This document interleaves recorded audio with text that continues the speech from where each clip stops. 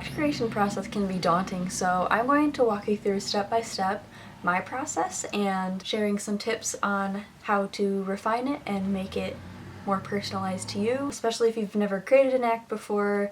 It's quite different from doing anything dance related or any other art form, so aerial specifically is kind of difficult to make an act for the first time, and I've done it a handful of times now. I feel like I've got a pretty good hang of it and have a process that works for me. This is a highly individualized thing, so take what works for you and leave what doesn't, but I'll just be showing you my process in case you want to steal the whole thing, and hopefully answer some questions for those of you who don't really know where to start or what it would consist of to create an act, or all of the things that you don't really think about that kind of come up later, because I've definitely had some times where I think I'm all good to go for an act, and then last minute I'm like, oh, I forgot this, I forgot that, I forgot this, and I end up making a ton of purchases. Like, I forget about costuming, I forget about hair. There's all these things that you have to think about. Music formatting, how you would even go about putting the movements together in the first place if you're not used to building sequences, all of that stuff. So we're gonna go over that in this video. I'm about a week out from my performance. I have only been working on this act for like a month, but as far as actually choreographing it, I've really only done that in the past week or so because the weather has been super bad here in Michigan and I have not gotten a chance to get outside until this last week because of the weather being so bad, and my rig has to be set up outside. It used to be set up in here, which you can see in my previous videos, however I had very little space doing that, and to properly create an act on my rig I have to actually take it outside, fully extend it, so that's what I did. And unfortunately I have to wait for the weather to be nice, and it is April so I've had a lot of rainy days where I just kind of had to sit and wait. So I actually did a lot of this act creation in my bed, which might actually be a good thing because it can show you some loopholes and some things that you might be able to do if it's a rainy day and you have a similar circumstance to me. Maybe you can't go and actually train, but you still want to take part in the act creation process. I can give you a couple of tips on how to actually keep working on it while not being able to be in the studio or not being able to work on your rig. Before I found my songs, I just kind of wrote out a few of the moves that I knew I would want to use, and I choreographed this one from my bed. I did absolutely none of this before writing and completing the entire choreography. It was raining.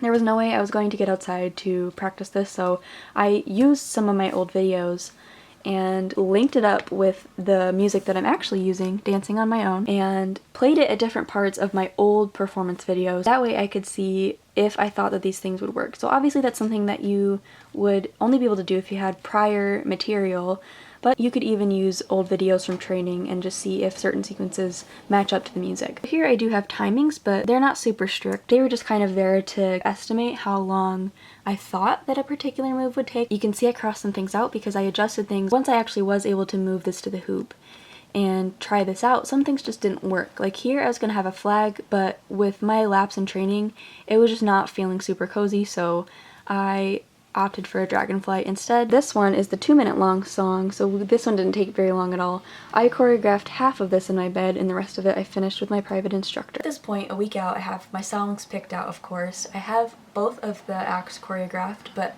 don't be fooled, I just finished doing that like 2 days ago. I have my costumes ordered, and I have ordered any parts or accessories that I need for my rig in order to be able to perform properly, and this consists of a mat, an extender top bar for my X-Pull A-frame, and I had to order a new strap for my lyra because I had to kind of play with the heights a little bit since I wasn't used to having it adjusted fully. I didn't have the proper equipment to be able to rig it in a way where I cleared the ground when I was doing things under the bar, and so that my feet didn't hit the poles when I was spinning. So I had to order an extender bar so that I could be as high up as I needed while also being able to spin fully and not have my legs hit the poles. In order to pick up music, sometimes I have a song where I'm just like, that's the one. Sometimes though I have a performance coming up and I don't have a song picked out and it takes me forever to find one. I actually am doing a song from the Bridgerton soundtrack because I love historical fiction. I can actually link my accounts for any type of like escapism and historical fiction stuff in the description, so if you're into that too, check those out because that's where I post more of that type of stuff. I like to fuse my love of things and any opportunity that presents itself for me to do that, I take advantage of. Having this performance where I needed an instrumental piece, I thought it would be perfect to use Dancing on My Own, the Vitamin String Quartet cover that was made for Bridgerton Season 2.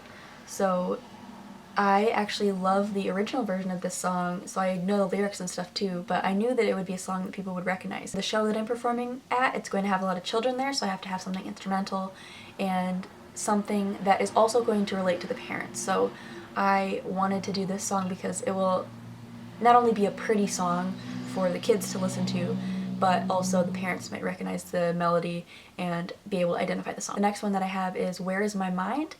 The Maxent Siren instrumental cover of the song by the Pixies. Let me know if these tips are useful, and if I can elaborate any more on any of this act creation process or make a separate video, I will happily do that. Just let me know in the comments. I really didn't have a big budget for my costumes, so I went on eBay to see what I could find in my size, and since it's online shopping, I wanted to buy a couple because I wasn't sure if any of them were gonna fit, so I bought 3. And I sent in some offers, like really low offers. Like I won one of them for $5, and I think the other 2 are roughly $10. That's something that you want to figure out as one of your first things, because if you wait until you have everything together like closer to your performance, you might miss shipping dates. Ordering costumes was like one of the first things that I did because I want to make sure that they would be here in time. From here, a week out, having everything choreographed, having all my music picked out, now I just need to keep practicing this choreography so it's actually in my body and I can confidently perform it, and I need to get everything squared away with the venue. Kind of the last priority on the list is figuring out what my hair and my makeup is going to look like, because it is fairy themed, so I'm going to try to do some sort of like fairy makeup and hair. I'm planning on watching some YouTube videos to try to get some inspo and maybe even a couple of tutorials for fairy makeup to try to see if I can find something that fits for my costumes and for the fairy theme. And also I've got to find a hairstyle that is fairy-like but also is also upside down proof. That is going to take some research and probably a couple of days of experimentation. I also like to practice my looks a couple of times if there's something that's really new and foreign to me. That way I can confidently do that on the day that I am performing, and it doesn't have to take too much time. I don't have to take my makeup off because I messed up. I can just, you know, feel confident that I can just put everything on and be good to go. The day before I'll just kind of be making a checklist so that way I can check off everything and make sure that I have all the stuff that I need for my show. Also so I don't forget things, because I've learned my lesson there, so I always write things like that down so I can kind of check everything off before I walk out the door and I don't forget anything. I mean, it looks good. It's got that little short situation, which I like. Very circusy. Fits me great. However, when I put my arms up or go upside down, bad things could happen. So I am either going to not wear this or I'm going to somehow find a way to cover this or whatever. It's slightly too tight. It's a little tight. It's like, it fits so good. It feels nice. And I feel very secure standing in my upright position. But I know going upside down, like with how tight this is, like it's just gonna be right there. And this one is horrendous. This was not the dress I ordered. And it doesn't even, like, the only similarity in these dresses is that it's purple. I hate sequins. Unfortunately, it's a little bit too late now. It's too close to my performance to get the original dress that I wanted, but maybe I can get a refund or something. This one fits well, but unfortunately, it is just too long. I thought that it would be somewhere like around here, based on the picture, but like I'm 5 feet tall, so it's very easy for things to just not fit right on me, or how they look on the mannequin, so it's too much of a dress situation. And if you are an aerialist, then you know that you can't really wear anything super long on the Lyra without being inhibited, or any aerial apparatus really. It just doesn't really work. So this is a pass too. I would say this was a flop, and I probably should have done this earlier. My tip to you, make sure you order your costumes way in advance, like way more in advance than you think you need to. I think this is probably my best bet. So far I have just been getting things around that I'll need, like physical things. I have been ordering things for my rig, making sure that I have everything so that I can perform using my rig. I had to spend a lot more money on it recently because in order to perform on it I need it to be extended higher, and I had to widen it, so I had to get an extender for the top bar, and I had to order another sling, and I had to order costumes. Yeah, I've spent a lot of money on this show, but hopefully it'll all be worth it. I actually got my costumes on eBay, and I'll be trying those on in a couple of days once I get the tights that I ordered for it. All of my tights have runs in them, so I had to order more tights. I'm gonna go practice for a little bit more tonight before it gets dark, and then tomorrow, as long as my muscles aren't too sore, I'm gonna try to get more practice in. Now I am practicing my makeup looks and my hair for my show. I'm going to hopefully nail down what I want to do today and just practice it, that way I can do it really quickly.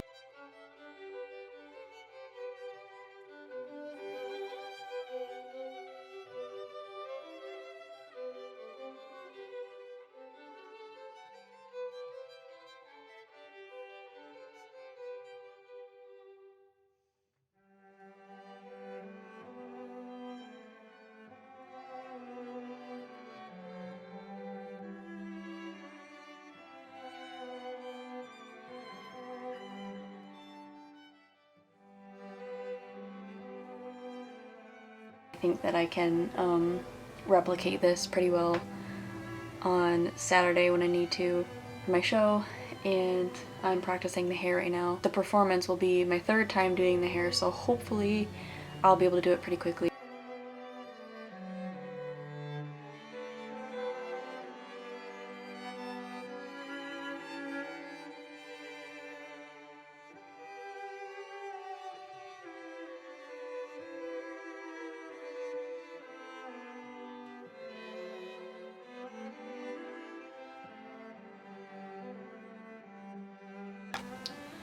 Alright, so I am back for my performance. I was there from like 10:30 to 4.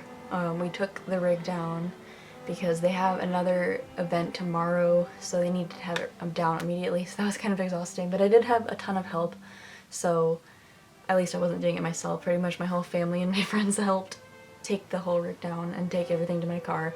So it was a lot quicker than the setup, that's for sure. I am exhausted. I had a lot of fun, but I'm really glad that it's over and I can just get back to regular life and be out of like this act prep mode. And in the future, if I have anything, in the near future, if I have anything that I want to perform in, I have repertoire ready and available, so I'm going to practice this regularly.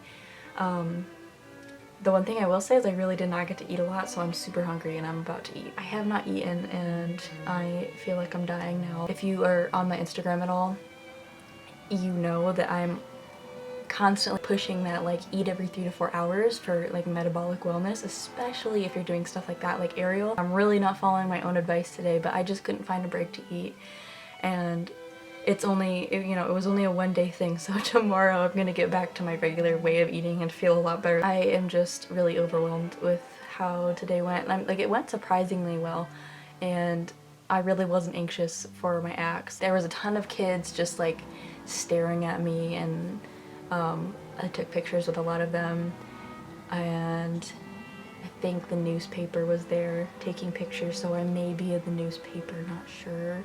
I really hope they got a good one, because she asked me to like stand by my rig and like hold on to it and like not do anything. I was just kind of like, so I'm really hoping that that's not like the central one, like holding my rig. I had a lot of family and friends there, and this was the first time that I performed in my hometown, so I was really excited to be able to bring that. And a lot of people were asking me where I was from, and I was like, I actually came from here. Because it was the art school that I grew up dancing at, so I basically got to explain like how, like, yeah, I grew up dancing here, and that's how I saw my first aerial performance. And then I started commuting 45 minutes to train out of town because we don't have it here. But I'm really, really pleased with how it came together despite not having enough time. I am going to relax the rest of the night and probably tomorrow, and then I will be getting back into the swing of things of like normal human life that doesn't involve spending every waking moment worrying about a show.